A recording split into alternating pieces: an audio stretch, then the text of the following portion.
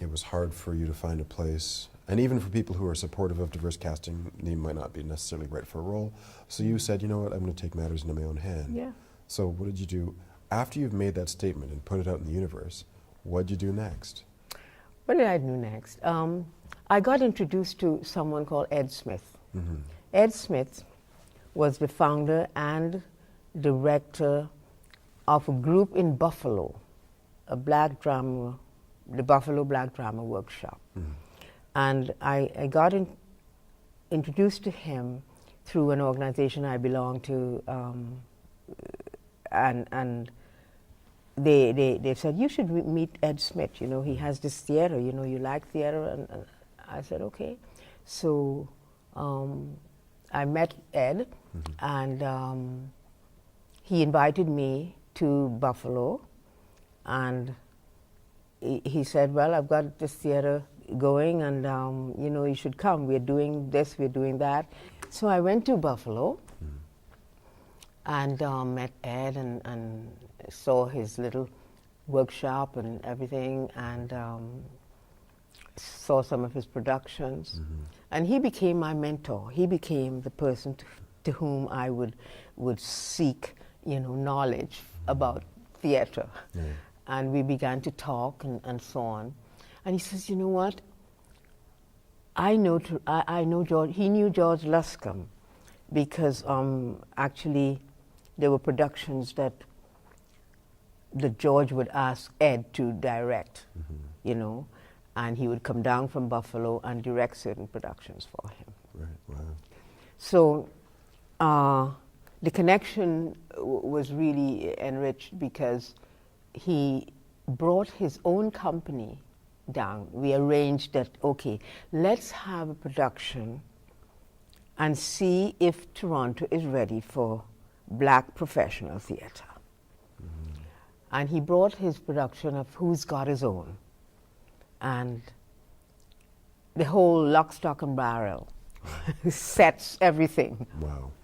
That must From be expensive. Buffalo, Wow. yeah, to Toronto.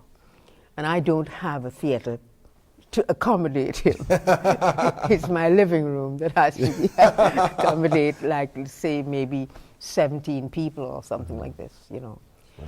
And, you know, a little, it's funny that if you don't know about things, it doesn't bother you. Mm-hmm. You know, so you approach things very naively, Mm-hmm. and things happen. Yeah. So at that time there was a restaurant called the Underground Railroad here, Okay. with Salome Bay as and her husband used to run the Underground Railroad, and it was very popular because they had come from the States, and people, any visitor from the States always go to the Underground Railroad restaurant, Right. you know.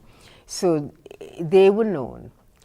And when I was deciding how do I accommodate this whole theater company, they stepped in and said, look, we will help you, That's amazing. you know, and Like an Underground Railroad stop. yes, it's, You know. back to the same one. Exactly. Yeah. And they stepped in, so some of the people, they came with the whole set and stuff like that. Some people stayed at my place, some stayed at the Underground Railroad place, and, you know, we managed. Mm-hmm. And we did one production of Who's Got His Own. Mm-hmm. It was held, we got the Unitarian Church, which was on St. Clair, Right. St. Clair and Avenue Road there, Right. 175 St. Clair Avenue West.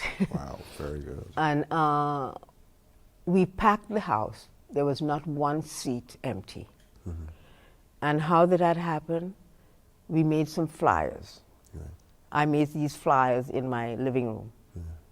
that Black Theatre Canada, in you know, with Buffalo Black Drama Workshop, will present Who's Got His Own. Right. I went about giving flyers to barbershops, hairdressing salons, Right. restaurants, wherever, Yeah. by foot, Yeah, you know, churches, Mm-hmm. you know. And people said, what's this? I said, well, it's a play. So in the Jamaican barbershop, they say, you mean a pantomime? I said, not quite, but it's going to be a little better, you know, and it's a little upscale from that. And they said, okay. And, you know, they came. People came, ordinary people from the community who had never seen anything like that. They came. What was the play about? Who's Got His Own? It was about a black family that whose the father of the family had died, and they were having all the discussions after his death, and this young son who was a young man that didn't have a good relationship with his father, you know. He sort of just blurted out, you know, his whole, he said, well, in a way, you know, it's better that way and stuff like that. So there was, it's about a family going through the pains and the sort of the sort of efforts of rebuilding a relationship, you know, and giving the younger children something to hold on to. So it was about this black family. And that kind of probably resonated with this trying to create a family of a theater company. Yes. And trying to give, you know, yeah. And Canada something. It was accepted, and people loved it. And as a matter of fact, that's when I met Robin. I was going to ask you about Robin. Yes, because he reviewed the play. He came. Robin was a journalist of some sort. He was working with there's a paper called the Tribune. The Tribune, he said it was, you know, like a guerrilla paper. And he reviewed the play, and he remembered it very well. So that was the first time that you met Robin Brion. Robin Brion. And so he's had a connection with the theater and with you for many years. And what were some of the things, after he met you at that theater company, he obviously got attached to the idea of Black Theatre Canada? Actually, he went about his business. He was still living in San Francisco. Oh, really? Yes, but he used to be coming back and forth. And then he came, I think, to live in Toronto somewhere towards the 80s. And he kept in touch with the theater's work and what we were doing in you know, all the time. So at one point I really needed someone to who knows about the theater and who is also sensitive to what we were doing. And Robin was right there. And so he came in on the staff in 1981. Right. But before that happened, you also got in touch with June Faulkner? June Faulkner, yes. She was instrumental in helping me to learn the ropes of administrating a theater, because I didn't study theater administration, exactly, you know. Yeah, and because my idea was, I'll be an actor. Yeah. What do I have to do with what? What are you talking about? Raising funds? Going to the councils? Writing letters? Oh. And then I had to learn that what I have to do is really all this sort of thing. Administration. So June was very helpful. She was the secretary then for George Luscombe's. And she really helped me. She said, okay, you have to form an organization. You have to get people to be your board of directors. And you have to incorporate. And you have to become a non-profit organization.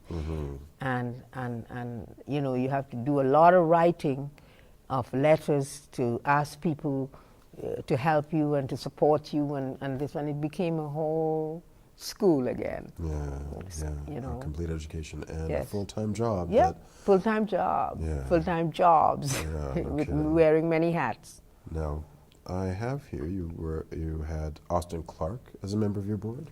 Austin Clark was one of the first members of my board. Ying Hope, Alderman Ying Hope, was also there.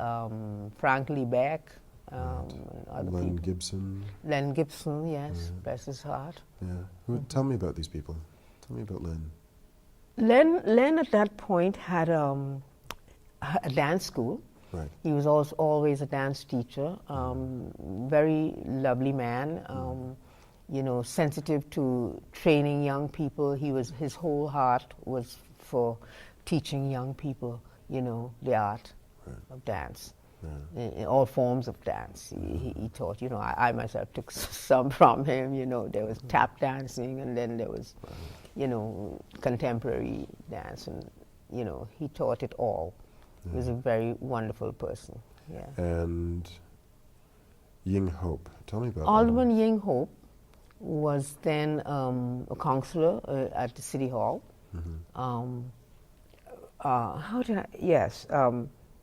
He was someone who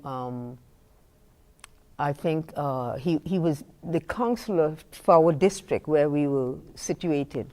Right. And so I sort of wrote to him, because that was June's suggestion. She says, you know, write to these people, you know, just ask them to be a member of your board. Wow. Yes. Okay. And you know, she said, choose people, you know, you don't know them, but they will know of you. And so I did. So, and he welcomed the idea. Right. And he saw that it would be helpful to have his name there too, you know, because it all counts. Yeah. You know, it all counts.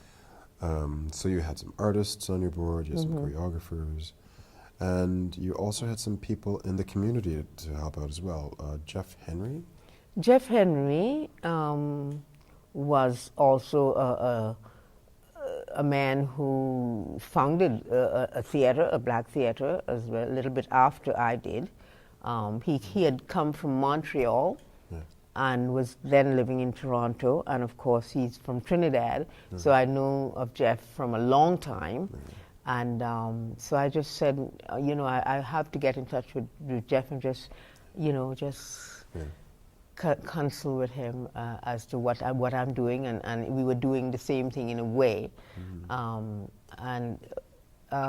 So he became one of the people. And tell me about Daniel Calderon? Daniel Calderon hails from Dominica, the island of Dominica. Okay.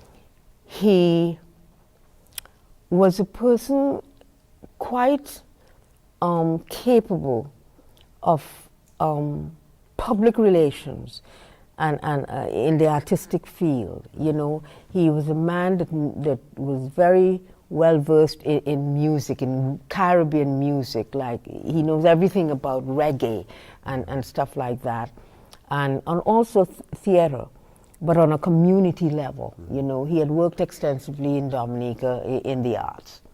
So he himself got in touch with me, you know, because anything that was happening, he also knew about it. You know, there were these kinds of people who were on the ball wherever, you know, that kind of, you know, media-minded people.